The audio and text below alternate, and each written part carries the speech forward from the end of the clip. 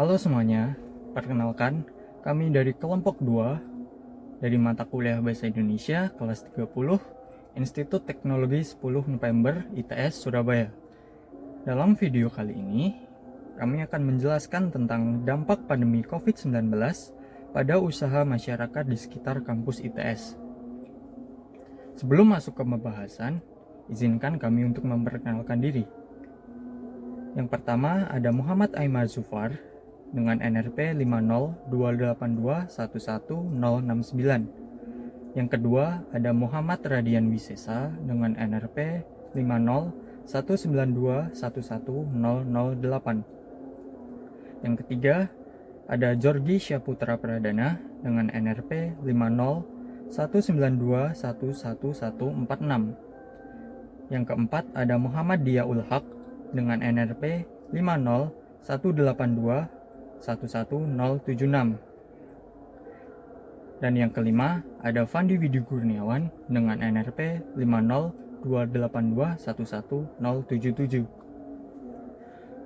Dalam video kali ini terdapat beberapa hal yang ingin kami bahas. Yang pertama ada pendahuluan, yang kedua tinjauan pustaka, yang ketiga metode penelitian, yang keempat hasil penelitian dan pembahasan, dan yang kelima adalah kesimpulan. Masuk ke pembahasan pertama, yaitu pendahuluan. Latar belakang yang kami ambil dalam masalah kali ini adalah karena adanya pandemi virus corona atau COVID-19 ini, kehidupan masyarakat terpaksa mengalami perubahan untuk memenuhi persyaratan protokol kesehatan yang baru, yaitu 3M, mematuhi 3M, yaitu menjaga jarak, mencuci tangan, dan rajin menggunakan masker. Perubahan ini meliputi berbagai aspek kehidupan, mulai dari jalannya proses belajar mengajar sampai dengan jalannya proses perdagangan. Kemudian, rumusan masalah. Berdasarkan latar belakang tersebut, maka rumusan masalah dalam penelitian kali ini adalah bagaimana dampak pandemi COVID-19 terhadap usaha masyarakat di sekitar kampus ITS. Kemudian, tinjauan penelitian. Tujuan penelitian dari pembahasan yang kami bahas adalah untuk mengetahui dampak pandemi COVID-19 terhadap usaha masyarakat di sekitar kampus ITS. Selanjutnya, untuk pembahasan berikutnya akan dijelaskan oleh teman saya. Baik, selanjutnya saya akan menjelaskan mengenai tinjauan pustaka. Coronavirus adalah kelompok besar penyakit yang menyebabkan penyakit mulai dari gejala ringan ke gejala ekstrem. Penyakit ini pertama kalinya menyerang daerah Wuhan, Cina. Wabah kali ini termasuk penyakit mematikan dikarenakan tidak terdeteksi dan dapat menginfeksi manusia. Virus ini menular dengan cepat dan telah menyebar ke beberapa negara termasuk Indonesia. Kewirausahaan merupakan suatu proses dinamis untuk menciptakan nilai tambah atas barang dan jasa serta kemakmuran. Kewirausahaan didefinisikan sebagai kemampuan untuk menciptakan sesuatu yang baru dan berbeda. Kewirausahaan memiliki arti yang cukup luas, karena menyebutkan seseorang atau setiap orang yang mampu menangkap peluang-peluang usaha, kemudian peluang usaha tersebut dijadikannya sebagai lahan bisnis dengan mencurahkan segenap waktunya untuk menciptakan peluang bisnis.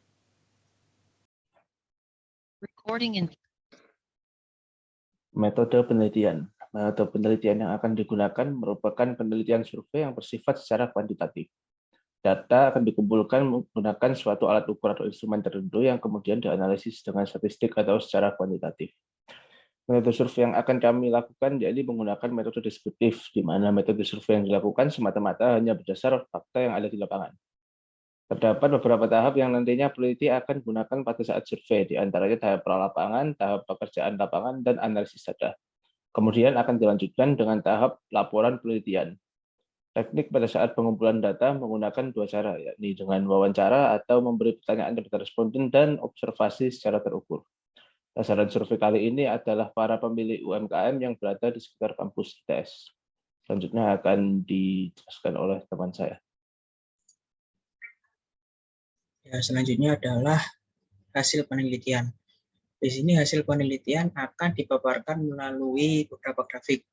Terdapat 6 grafik di mana grafik tersebut akan menjelaskan tentang pengaruh pandemi COVID-19 terhadap usaha atau UMKM di sekitar ITS.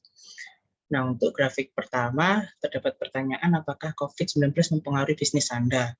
Nah, berdasarkan grafik di samping menunjukkan bahwa mayoritas usaha responding terpengaruh oleh COVID-19. Untuk grafik kedua, apakah pengaruh tersebut positif atau negatif? Lalu bisa dijawab dengan melihat grafik, yakni mayoritas pemilik UMKM merasa bahwa efek yang dibawa oleh pandemi COVID-19 berdampak negatif. Nah, selanjutnya adalah grafik nomor 3. Secara umum, apakah usaha pada masa pandemi lebih menyulitkan? 50% responden bisnis di masa pandemi terasa lebih susah. Sebanyak 35,7% merasa pengaruhnya tidak terlalu besar dan 14,3% tidak terasa terpengaruh oleh COVID-19.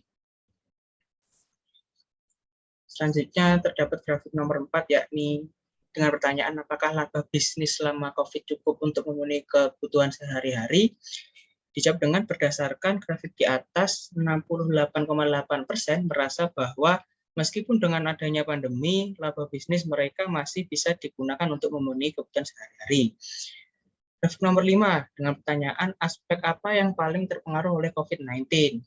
Bisa dijawab dengan berdasarkan grafik di samping, urutan aspek yang paling terpengaruh adalah sebagai berikut. Penjualan dengan 46,2%, logistik dengan 38,5%, dan dilanjutkan periklanan dan administrasi sebanyak 7,7%. Dan untuk grafik yang terakhir dengan pertanyaan apakah menurut Anda bisnis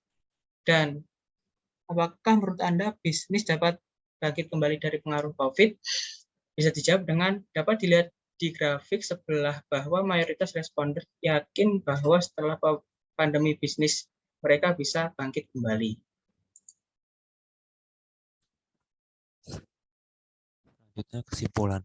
Dari survei yang dilakukan kelompok kami melalui Google Form sebanyak 15 responden, di mana hasil dari survei tersebut sebagian besar responden menyatakan di masa pandemi penjualan mereka sangat berpengaruh dan mengalami penurunan yang sangat besar, terutama pada pedagang di sekitar kampus ITS. Usaha masyarakat seperti warung makanan, warung kopi, warung sembako, dan penjualan lainnya, di mana turunnya daya beli masyarakat, terutama mahasiswa ITS yang selama pandemi COVID-19 kuliah online. Hal ini menjadikan pendapatan mereka menjadi berkurang. Bahkan, beberapa koresponden menyatakan bahwa laba bisnis mereka selama berjualan belum cukup untuk memenuhi kebutuhan sehari-hari.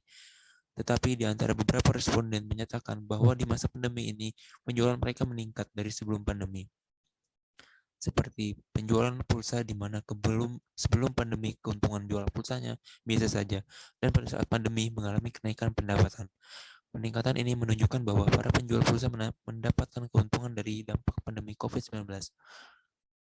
Hal ini juga menunjukkan bahwa tidak semua pendapat pedagang kecil terkena dampak pandemi segi negatif, tetapi ada yang berdampak positif, walaupun hanya sebagian kecil yang menunjukkan dampak positif dengan adanya coronavirus.